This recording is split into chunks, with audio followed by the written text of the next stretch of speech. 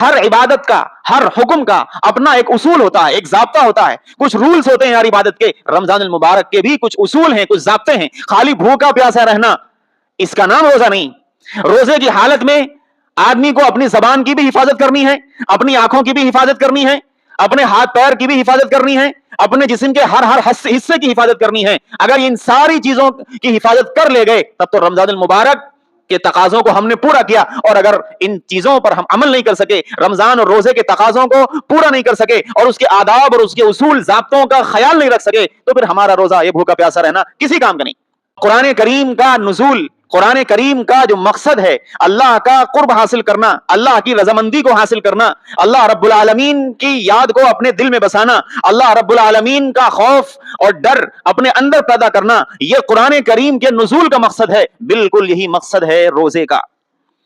اس لیے قرآن اور روزہ یہ دونوں گویا ایک طرح سے جڑے ہوئے ہیں کہ یہ کتاب قرآن کریم ایسی ہے جس کے سچ ہونے میں کسی طرح کا شک اور شبہ نہیں ہے، اور یہ کتاب ہدایت نامہ ہے ان لوگوں کے لیے جو اللہ سے ڈرنے والے ہیں، پرہیزگار لوگ ہیں، ان کے لیے یہ قرآن ہدایت نامہ ہے۔ بالکل یہی بات قرآن نے کہی ہے روزے کے بارے میں، یا ایھا الذین آمنوا کتب علیکم الصیام کما کتب علی الذین من قبلکم لعلکم تتقون، کہ اے لوگو، اے ایمان والو، تم پر روزے رکھنا فرض کیا گیا ہے جیسے تم سے پہلے لوگوں پر روزوں کا رکھنا فرض کیا گیا تھا۔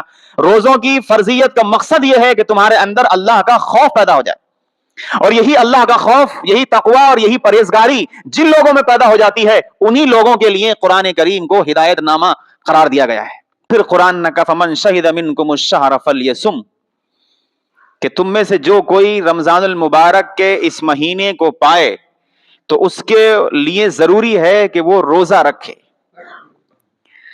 یہ روزہ رسول اللہ صلی اللہ علیہ وسلم سے ایک صحابی نے پوچھا کہ اللہ کے رسول، مجھے کوئی ایسی بات بتا دیجئے جو میرے لیے نفع بخش ہو، فائدہ مند ہو۔ آپ علیہ الصلوۃ والسلام نے ارشاد فرمایا کہ روزہ رکھا کرو، روزہ رکھا کرو، چونکہ روزے جیسی کوئی عبادت نہیں۔ روزہ رکھا کرو، روزے جیسی کوئی عبادت نہیں۔ ایسی اہمیت، ایسی عظمت، اللہ کا قرب حاصل کرنے کا ایسا راستہ، ایسا ذریعہ ہے جو دوسری عبادات کو یہ مقام حاصل نہیں ہے۔ رمضان المبارک کا جو یہ مہینہ ہے اس لیے بھی یہ عظمت والا ہے کہ اللہ تبارک و تعالی نے اسی مہینے میں قرآن کریم جیسی عظیم کتاب کو نازل کرنے کا فیصلہ فرمایا۔ حدیث قرآن میں آتا ہے انا انزلناہ فی لیلۃ القدر وما ادراک ما لیلۃ القدر، کہ ہم نے قرآن کو رمضان المبارک کی ہی ایک رات شب قدر میں لوح محفوظ سے آسمان دنیا پر نازل کر دیا۔ پورا قرآن کریم اللہ رب العالمین کا جو دفتر ہے لوح محفوظ، جہاں ہر چیز کا ریکارڈ موجود ہے، اس لوح محفوظ سے آسمان دنیا پر ایک ہی بار میں نازل کیا، رمضان المبارک ہی کے مہینے کی کسی رات میں، جس کو شب قدر کہا جاتا ہے۔ اور پھر آسمان دنیا سے پھر جیسی ضرورت پڑتی گئی، جیسی ڈیمانڈ ہوتی چلی گئی، جیسے تقاضے ہوتے چلے گئے، رسول اللہ صلی اللہ علیہ وسلم پر 23 سال کی مدت میں قرآن کریم نازل کیا گیا۔ تو قرآن کریم کے نزول کے لیے اللہ تبارک و تعالی نے رمضان المبارک کے ہی مہینے کا انتخاب فرمایا۔ اسی لیے حدیث شریف میں آتا ہے کہ ایک طرف روزہ اور ایک طرف قرآن، یہ دونوں ہی رب العالمین کے دربار میں سفارش کریں گے۔ روزہ کہے گا کہ اے اللہ، آپ کے اس بندے کو میں نے دن بھر کھانے پینے، نفسانی خواہشات کو پورا کرنے سے روکے رکھا، لہذا اس کے سلسلے میں میری سفارش قبول کر لیجئے، اس کی مغفرت فرما دیجئے۔ ادھر قرآن کہے گا کہ اے اللہ، تیرے اس بندے کو میں نے رات بھر جگائے رکھا، اس نے مجھے یاد کیا، مجھے پڑھا، یہ میری وجہ سے رات بھر سویا نہیں، تراویح کا اہتمام کیا، قرآن کو پڑھا، سنایا، اس کے بارے میں میری سفارش قبول کر لیجئے۔ تو روزہ اور قرآن دونوں ہی اللہ تبارک و تعالیٰ کے دربار میں سفارشی بنیں گے۔ اور روزہ اور قرآن، ان دو چیزوں کا ایسا جوڑ ہے۔ قرآن کے بارے میں اللہ نے کہا الف لام میم ذالک الکتاب لا ریب فیہ ھدی للمتقین، کہ یہ کتاب قرآن کریم ایسی ہے جس کے سچ ہونے میں کسی طرح کا شک اور شبہ نہیں ہے، اور یہ کتاب ہدایت نامہ ہے ان لوگوں کے لیے جو اللہ سے ڈرنے والے ہیں، پرہیزگار لوگ ہیں، ان کے لیے یہ قرآن ہدایت نامہ ہے۔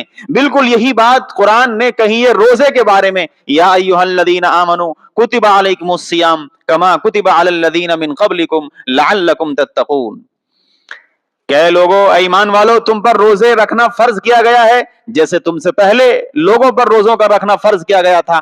روزوں کی فرضیت کا مقصد یہ ہے کہ تمہارے اندر اللہ کا خوف پیدا ہو جائے، اور یہی اللہ کا خوف، یہی تقوی اور یہی پرہیزگاری جن لوگوں میں پیدا ہو جاتی ہے، انہی لوگوں کے لیے قرآن کریم کو ہدایت نامہ قرار دیا گیا ہے۔ رسول اللہ صلی اللہ علیہ وسلم کا تو معمول مبارک تھا کہ پورے سال جتنا قرآن کریم نازل ہو جاتا تھا، رمضان المبارک آتے ہی اس پورے قرآن کو دہرایا کرتے تھے۔ اور جس وقت رسول اللہ صلی اللہ علیہ وسلم کا جس سال انتقال ہوا، اس سال آپ علیہ الصلوۃ والسلام پر چونکہ قرآن مکمل ہو چکا تھا، اس لیے پورے قرآن کو آپ علیہ السلام نے جبرائیل علیہ السلام کو سنایا اور جبرائیل علیہ السلام نے آپ کو سنایا۔ اس طرح یہ دور کیا گیا اور 2 مرتبہ دور کیا گیا۔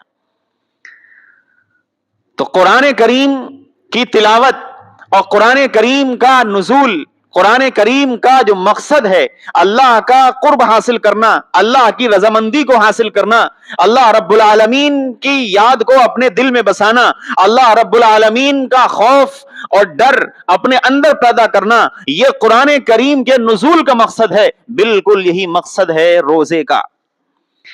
اس لیے قرآن اور روزہ یہ دونوں گویا ایک طرح سے جڑے ہوئے ہیں۔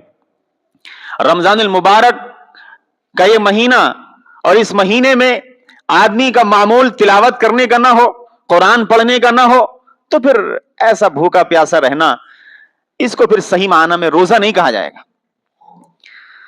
روزے کے کچھ آداب ہیں، کچھ تقاضے ہیں، کچھ اصول ضابطے ہیں، ہر چیز کے کچھ اصول ضابطے ہوتے ہیں، کچھ تقاضے ہوتے ہیں۔ نماز ہے، نماز کے کچھ اصول ہیں کہ آپ وضو کریں گے، وضو کر کے مسجد آئیں گے اور قبلہ رخ کھڑے ہوں گے، اس سے پہلے آپ کے کپڑے پاک صاف ہونے چاہیے، جس جگہ آپ کھڑے ہیں وہ جگہ پاک صاف ہونی چاہیے، آپ کا رخ خانہ کعبہ کی طرف ہونا چاہیے، نماز جو آپ پڑھ رہے ہیں اس نماز کا وقت بھی ہونا چاہیے، اسی طریقے سے آپ کون سی نماز پڑھ رہے ہیں، کتنی رکعت پڑھ رہے ہیں، یہ آپ کی نیت بھی ہونی چاہیے۔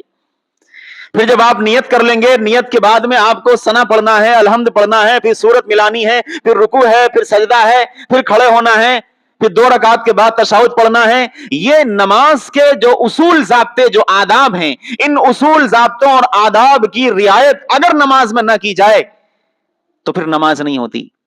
آپ اٹھک بیٹھک لگاتے رہیے، وہ نماز نہیں ہوگی۔ ویسے ہی ہر عبادت کا، ہر حکم کا اپنا ایک اصول ہوتا ہے، ایک ضابطہ ہوتا ہے، کچھ رولز ہوتے ہیں ہر عبادت کے۔ رمضان المبارک کے بھی کچھ اصول ہیں، کچھ ضابطے ہیں۔ خالی بھوکا پیاسا رہنا اس کا نام روزہ نہیں۔ روزے کی حالت میں آدمی کو اپنی زبان کی بھی حفاظت کرنی ہے، اپنی آنکھوں کی بھی حفاظت کرنی ہے، اپنے ہاتھ پیر کی بھی حفاظت کرنی ہے، اپنے جسم کے ہر حصے کی حفاظت کرنی ہے۔ اگر ان ساری چیزوں کی حفاظت کر لے گئے تب تو رمضان المبارک کے تقاضوں کو ہم نے پورا کیا، اور اگر ان چیزوں پر ہم عمل نہیں کر سکے، رمضان اور روزے کے تقاضوں کو پورا نہیں کر سکے اور اس کے آداب اور اس کے اصول ضابطوں کا خیال نہیں رکھ سکے، تو پھر ہمارا روزہ یہ بھوکا پیاسا رہنا کسی کام کا نہیں۔ ایک جو سب سے بڑی خرابی رمضان المبارک میں روزے کی حالت میں ہم مسلمانوں کے اندر پائی جاتی ہے، اس گندی اور گھناؤنی عادت میں بڑے بڑے مولانا بھی شامل، علماء بھی شامل، حاجی، نمازی، پرہیزگار، جماعتی، چھوٹے بڑے، مرد عورت، بچے بوڑھے جوان، بالکل سب، وہ ہے غیبت، برائی۔ روزے کی حالت ہے، رمضان کا مہینہ ہے، انسان روزے سے ہے، سوچے کہ 12 گھنٹے پورے تقریباً کچھ بھی نہیں کھایا، کچھ نہیں پیا، پھر یہ بھوک اور پیاس یہ کس لیے؟ اس روزے کی حالت میں کہ شیطان قید کیا جا چکا، رب العالمین کی طرف بندے کے قدم اس کی رضامندی کے حصول کے لیے آگے بڑھ رہے ہیں، اور اس کے باوجود آدمی اپنے کسی مسلمان بھائی، مرد عورت، کسی کی بھی غیبت و برائی کرنا شروع کر دے۔ اب تو صورتحال یہ ہے کہ آپ کسی کے پاس بس ذرا 2 منٹ کے لیے بیٹھ جائیے، تیسرے منٹ میں وہ غیبت کسی نہ کسی کی شروع کرنی اس کو لازم ہے۔ آپ کریں تب بھی، نہ کریں تب بھی، آپ سننا چاہیں تب بھی، نہ سننا چاہیں تب بھی، زبردستی آپ کو بٹھا کے ارے تم نے سنا فلاں جگہ ایسا ہو گیا، بس شروع. یہ ایسی گھناؤنی حرکت ہے. قرآن کہتا ہے ایحب احدکم ان یاکل لحم اخیہ میتا فکرہتموہ، کہ کسی مسلمان کی غیبت کرنا، پیٹھ پیچھے کسی کی برائی کرنا، یہ ایسے ہے جیسے کہ اپنے کسی مرے ہوئے مسلمان بھائی کے جسم سے گوشت نوچ نوچ کے کھانا. بھلا کوئی آدمی ایسا ہے، اتنا گھناؤنا، اتنا گرا ہوا کوئی ہوگا جو کسی مردہ پڑے ہوئے انسان کے جسم کو نوچ نوچ کے کھائے؟ ایحب احدکم ان یاکل لحم اخیہ میتا، یہ قرآن کے الفاظ ہیں. کیا تم یہ چاہتے ہو کہ اپنے کسی مردہ بھائی کے جسم کو نوچ نوچ کے اس کا گوشت کھانے لگو؟ یقیناً اس کو کوئی پسند نہیں کرے گا. تو پھر کسی بھی مسلمان مرد یا عورت، بچے بوڑھے جوان، کسی کی برائی، اس کی غیبت، اس کی پیٹھ پیچھے اس کے برے تذکرے، یہ گویا اس کے جسم سے، اس کے مردہ جسم سے گوشت نوچ نوچ کے کھانے جیسا عمل ہے. ایک حدیث میں رسول اللہ صلی اللہ علیہ وسلم نے یہاں تک فرمایا کہ غیبت کرنا یہ زنا سے بھی زیادہ سنگین جرم ہے. غیبت کرنا یہ زنا سے بھی زیادہ سنگین جرم ہے. رمضان المبارک کا مہینہ ہو، روزے کی حالت ہو، ایک موقع پر رسول اللہ صلی اللہ علیہ وسلم نے کچھ لوگوں کو دیکھا ہنستے ہوئے. آپ علیہ الصلوۃ والسلام نے فرمایا کہ جاؤ خلال کر لو، دانت صاف کر لو.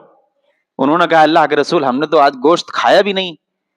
کہا کہ نہیں، تم نے کسی مسلمان کی غیبت کی ہے، پیٹھ پیچھے اس کی برائی کی ہے. تو رمضان المبارک یوں تو پورے سال بچنا ہے، لیکن رمضان المبارک کا جو مہینہ ہوتا ہے خاص طور پر، یہ گناہوں سے بچنے کا اہتمام اگر اس میں زیادہ کیا جائے تو گناہوں سے بچنا آسان ہو جاتا ہے، پورے سال پھر عادت پڑ جاتی. تو غیبت جیسا سنگین جرم کسی صورت بھی روزے کی حالت میں نہ ہو. بعض فقہا تو یہاں تک کہتے ہیں کہ غیبت کرنے سے روزہ ٹوٹ جاتا ہے. پھر فائدہ کیا ہوا؟ پورا دن بھوکا پیاسا رہنے کا فائدہ کیا ہوا؟ اس لیے رمضان المبارک کے مہینے میں صبح سے لے کے شام تک اپنے جو ضروری کام ہیں ان کاموں کے علاوہ بقیہ سارا وقت صرف اور صرف اللہ کو راضی کرنے کے لیے، اللہ کی یاد، اس کا ذکر، اس کی قرآن کی تلاوت، تسبیحات، دعا وغیرہ میں انسان گزارے. بلا وجہ ادھر ادھر بیٹھ کے فضول باتیں جن کا کوئی مقصد نہ فائدہ نہ دنیا میں نہ آخرت میں ہے، ایسے کاموں میں اپنے وقت کو گزارنا گویا کہ رب العالمین کے اس حکم رمضان المبارک کے اس روزے کی توہین کرنا ہے. دوسری چیز ہے چغل خوری. یوں بھی سنگین جرم ہے چغل خوری. حدیث شریف میں آتا ہے ایسے لوگوں کو کہا گیا کہ یہ جہنمی ہے. لوگوں نے پوچھا اللہ کا رسول کون ہے جہنمی؟ آپ نے فرمایا الذی یاتی ہؤلاء بوجہ وہؤلاء بوجہ، چغل خور جو اس کے منہ پہ اس کی تعریف کرے، اس کے منہ پہ اس کی تعریف کرے، اس کو اس سے لڑوا دے، اس کو اس سے لڑوا دے. یہ چغل خور، دوغلا، یہ کہیں کا نہیں. جب تک اس کا راز نہیں کھل جاتا ہے تب تک تو بہت اچھا، اور جس دن راز کھل گیا، جس دن اس کے عیبوں سے پردہ اٹھ گیا، اس دن سماج میں ننگا ہو جاتا ہے. یہ ایسا جرم ہے چغل خوری. یہ تو یوں بھی عام حالات میں بھی ایک مسلمان سے یہ بات بعید ہے کہ وہ چغل خوری کرے، اور رمضان المبارک کے مہینے میں روزے کی حالت میں چغل خوری کرے، یہ جرم اور بڑھ جاتا ہے. ہم لوگ سنتے ہیں حدیث شریف میں آتا ہے کہ رمضان المبارک کے مہینے میں ایک نفل عبادت کو ادا کرنے کا ثواب فرض کے برابر ہو جاتا ہے، اور ایک فرض کو ادا کرنے کا اجر و ثواب 70 فرض کے برابر ہو جاتا ہے. ویسے ہی کسی جرم اور کسی گناہ کے کرنے کا جو وبال اور آفت اور اس کا جو گناہ ہوتا ہے، جو عذاب ہوتا ہے، وہ بھی بڑھتا چلا جاتا ہے. یہ ایک طرفہ نہیں ہے، ایک طرفہ نہیں ہے کہ صرف اجر و ثواب ہی ملتا چلا جائے گا. اگر کوئی گناہ کرتا ہے، برائی کرتا ہے، تو اس کا جو سنگین عذاب ہے وہ بھی بڑھتا چلا جاتا ہے. اس لیے رمضان المبارک میں خاص طور پر اپنی زبان کو ان گندی عادتوں سے دور رکھیے. ضرورت نہیں بلا وجہ کسی سے بات کرنے کی. آپ ہیں، ہم ہیں، مسلمان ہیں، سب مسلمان ہیں، سب روزے دار ہیں. زیادہ سے زیادہ وقت अपना बस अल्लाह की इबादत में लगाइए। आपका जो वक्त फारिग हो गया है, जो वक्त बच गया है, आप अपने उस वक्त को दुकान पे दीजिए, अपने कारोबार में लगाइए। आप कुछ नहीं कर रहे हैं, आप सो जाइए, लेकिन बिला वजह की किसी की बुराइयां, चुगलखोरियां, गीबत, झूठ और इल्जाम, लड़ाई झगड़े, ये इस तरह की जो चीजें हैं, अगर कोई आदमी ऐसा रहता है तो हदीस शरीफ में आता है कि जो रोजे की हालत में झूठ बोलना ना छोड़े, गीबत ना छोड़े, चुगलखोरी ना छोड़े, इल्जाम तराशी ना छोड़े, अल्लाह तबारक व तआला को ऐसे रोजेदार के भूखा प्यासा रहने की कोई जरूरत नहीं, वो ना रखे रोजा। इसलिए जरूरत है इस बात की कि जिस तरह हर इबादत का अपना एक उसूल ज़ाब्ता होता है, इसी तरीके से रमजान अल मुबारक की इस अहम इबादत रोजे का अपना उसूल है, अपना ज़ाब्ता है, इसके कुछ आदाब हैं। उन आदाब, उन उसूलों की रियायत करते हुए अगर इस इबादत को अंजाम दिया गया और इस रोजे का एहतमाम किया गया, तब यकीनन अल्लाह तबारक व तआला की जात से उम्मीद और यकीन है कि कल क़यामत में यही रोजा हमारे लिए अज़ाब जहन्नम से ढाल बनेगा, और इसी तरीके से यही रोजा जन्नत में दाखिले का सबब बनेगा, और यही रोजा अल्लाह के दरबार में हमारा सिफारिशी बनेगा। और अगर इसके उसूल, ज़ाब्तों और आदाब की रियायत न की गई तो फिर ये रोजा जाहिर है फिर इसकी कबूलियत ही नहीं है, और जब कबूलियत ही नहीं है तो फिर किसी काम का नहीं है सिवाय भूखा प्यासा रहने के, और कुछ हासिल नहीं होगा।